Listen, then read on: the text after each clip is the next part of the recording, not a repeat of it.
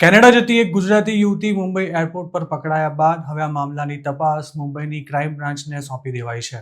Julie Rameshbhai Patel નામની 35 વર્ષીય ગુજરાતી મહિલા ફેબ્રુઆરી 6ના રોજ મુંબઈ એરપોર્ટ પરથી પકડાઈ હતી. ઇમિગ્રેશન ક્લિયરન્સ દરમિયાન તેના પાસપોર્ટ પર લાગેલું વિઝા સ્ટીકર નકલી હોવાનું બહાર આવતા જુલીને ફ્લાઇટમાં બેસતા અટકાવી આ મામલે પોલીસને જાણ કરવામાં આવી હતી. આ અંગે જ્યારે જુલીની પૂછપરછ કરવામાં આવી ત્યારે તેણે પોલીસને ઇમોશનલ સ્ટોરી સંભળાવતા એવું કહ્યું હતું કે તેનો પતિ તેને છોડીને ચાલ્યો ગયો છે, જેને મળવા અથવા શોધવા માટે જ પોતે ફેક વિઝા સ્ટીકર પર કેનેડા જવા નીકળી હતી. જુલી પટેલ મુંબઈ એરપોર્ટ પરથી એર કેનેડાની ટોરન્ટો જતી ફ્લાઇટમાં બેસવાની હતી, પરંતુ તે પહેલા જ તેની ચોરી પકડાઈ ગઈ હતી. તેણે એવી પણ કબૂલાત કરી હતી કે તેના અંકલ અને બીજા એક વ્યક્તિએ કેનેડા જવા માટે ફેક વિઝા સ્ટીકરની વ્યવસ્થા કરી આપી હતી. જુલીનો પતિ 2017થી કેનેડામાં રહે છે, જેની પાસે જવા માટે તેણે સ્ટુડન્ટ વિઝા લેવાનો પણ પ્રયાસ કર્યો હતો. જુલીનો પતિ કયા સ્ટેટસ પર કેનેડામાં રહે છે અને તે ખરેખર કેનેડામાં જ છે કે કેમ તેની કોઈ ચોક્કસ વિગતો નથી મળી શકી.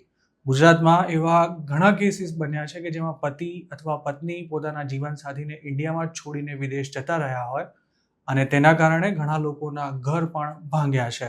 પણ આ સિલસિલો હજુ પણ ચાલુ જ છે.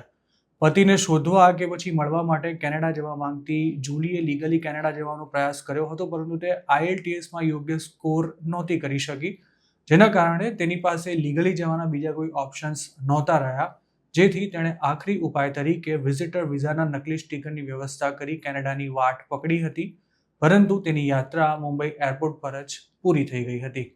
જુલીએ કયા એજન્ટ મારફતે ફેક વિઝા સ્ટીકર મેળવ્યું હતું તેની પણ પોલીસ દ્વારા તપાસ કરવામાં આવી રહી છે. આ ઉપરાંત તે ખરેખર કેનેડા જ જવાની હતી કે પછી ત્યાંથી તેનો અમેરિકા જવાનો પ્લાન હતો તે પણ તપાસનો વિષય છે, કારણ કે આ પ્રકારે કેનેડા જતા મોટાભાગના ગુજરાતીઓ બોર્ડર ક્રોસ કરીને અમેરિકા જનારા હોય છે. ફેક ટ્રાવેલ ડોક્યુમેન્ટ્સ પર કેનેડા જતા પેસેન્જર્સ ફ્લાઇટની અંદર જ કે પછી એરપોર્ટ પર ઉતરતાની સાથે જ પોતાનો પાસપોર્ટ ડિસ્પોઝ કરી નાખી કેનેડામાં અસાયલમ માંગી લેતા હોય છે. જોકે હવે તો કેનેડાએ આ પ્રકારે આવતા લોકોને એન્ટ્રી આપવા પર સખ્ત નિયંત્રણો મૂકી દીધા છે. તેમજ કેનેડિયન એરલાઇન્સ પણ હવે પેસેન્જર્સના પાસપોર્ટ અને વિઝા ચેક કરીને જો મામલો શંકાસ્પદ લાગે તો એરપોર્ટ પર જ વિઝા રિવોક કરી રહી છે.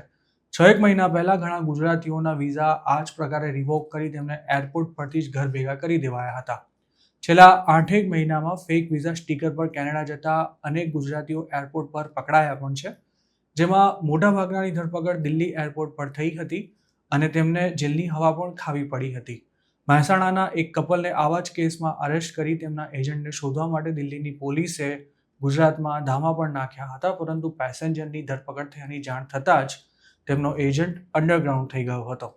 જે ગુજરાતીઓ ફેક વિઝા પર કેનેડા જતા હોય છે તેમાંના મોટાભાગના લોકોને અપાયેલા પાસપોર્ટમાં પણ PC એટલે કે ફોટો ચેન્જ કરવામાં આવ્યો હોય છે અને મોટાભાગે જે પાસપોર્ટ પર પહેલેથી જ કેનેડાના વિઝા હોય તેવા જ પાસપોર્ટનો બંદોબસ્ત કરીને આ ખેલ કરવામાં આવતો હોય છે. હજુ થોડા દિવસો પહેલા જ એક ગુજરાતી યુવતી મુંબઈની એક યુવતીના કેનેડાના વિઝા સ્ટીકર ધરાવતા પાસપોર્ટ પર ટ્રાવેલ કરવાની હતી, પરંતુ દિલ્હી એરપોર્ટ પર જ તેને પકડી લેવાઈ હતી. સૂત્રોનું માનીએ તો પાસપોર્ટમાં PC કરવાનું કે પછી નકલી વિઝા સ્ટીકર લગાવવાનું કામ પંજાબ, દિલ્હી તેમજ હૈદરાબાદમાં થાય છે અને એક સમયે નકલી વિઝા સ્ટીકર્સ થાઈલેન્ડ અને તુર્કીથી પણ ઇન્ડિયા આવતા હતા.